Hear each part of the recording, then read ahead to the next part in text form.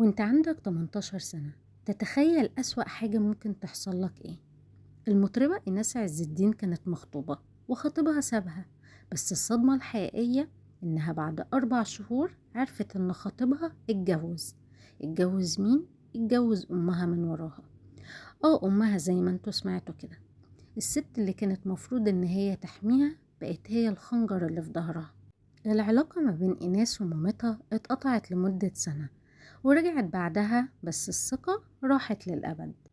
إيناس قالت في برنامج قعدة ستات: أنا مبسوطة إنها عملت كده عشان هي اكتشفت بعد كده إن الراجل ده طلع مختل فعلا.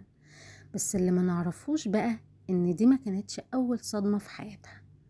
إيناس عز الدين اتصدمت أول مرة في حياتها لما أبوها مات وهي عندها 5 سنين، وتربت مع جدتها لأن أمها ما قدرتش تتحمل مسؤوليتها وسابتها لجدتها. وعن الوجع ده قالت جملة توجع القلب. قالت: مش كل الناس عندها غريزة الأمومة، ومش كل أم تبقى أم فعلا. وعشان كده اللي متابع إيناس على الفيسبوك أو على السوشيال ميديا هيلاقيها بتعامل القطط والكلاب كأنها أمهم بجد.